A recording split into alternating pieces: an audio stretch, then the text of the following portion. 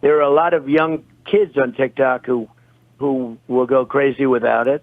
There are a lot of users. There's a lot of good, and there's a lot of bad with TikTok. But the thing I don't like is that without TikTok, you can make Facebook bigger, and I consider Facebook to be an enemy of the people. Elon Musk also weighed in, writing on X that, quote, "This law is not just about TikTok. It is about censorship and government control." TikTok, big headline here. TikTok and its users fighting back just a day after the U.S. House voted for a possible ban on this app, and the pushback is coming from a number of fronts. Yeah, so we've got like more than 100 million people using this app on a daily basis here in the States. So Doug Luzader's taking a look at what's next in this possible ban.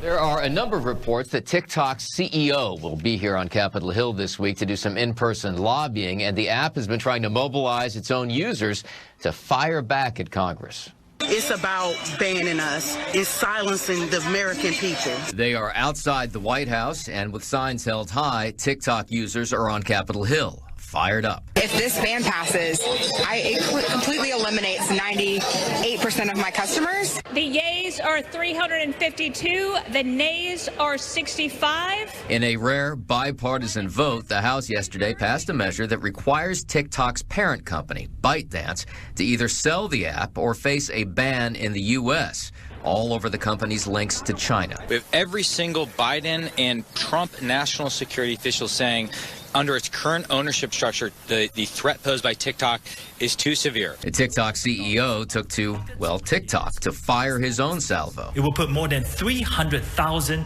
American jobs at risk, and it will take away your TikTok. And TikTok hasn't stopped there, telling its users to pressure Congress, and some members of Congress say the company is spreading misinformation in the process. The day after we introduced our bill, TikTok went into panic mode. They lied to their users, saying Congress was going to ban TikTok, using young kids as political pawns.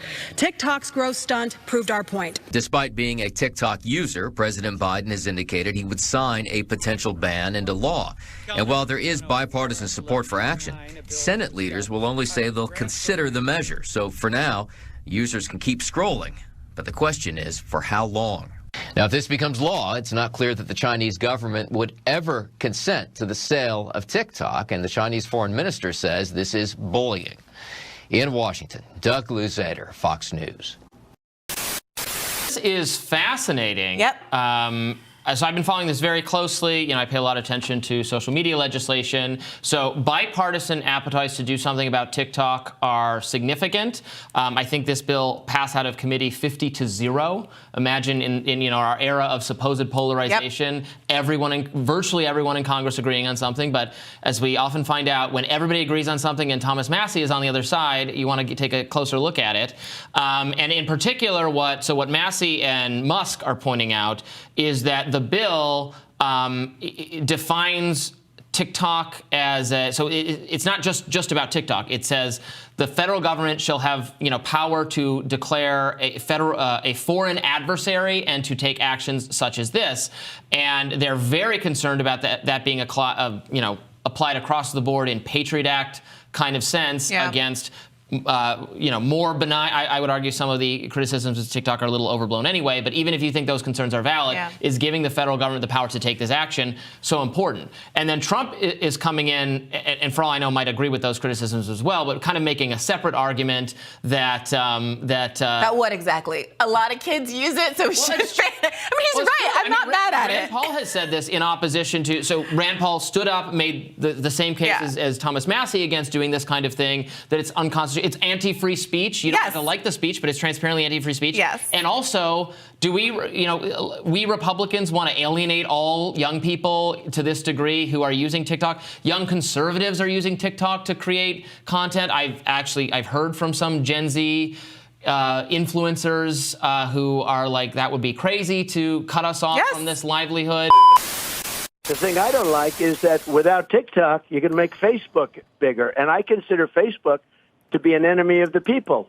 Wow, if you've ever wanted to know the power of a politician or a president that might end up coming to change some rules for a company, look no further than what Donald Trump could do to a company like Facebook. And Max dropped this morning, a company we all know as Facebook, although has changed their name to Meta for Metaverse, dropped $69 billion in market cap from open straight down for about the first hour of trading. Facebook lost $69 billion. I know that everyone here will soon be marching over to the Capitol building to peacefully and patriotically make your voices heard. It's not about justice, it's not about agenda, it's not about mobilizing people, it's about dialing for corporate dollars. These two parties have sold the U.S. government and the American people to the highest bidders.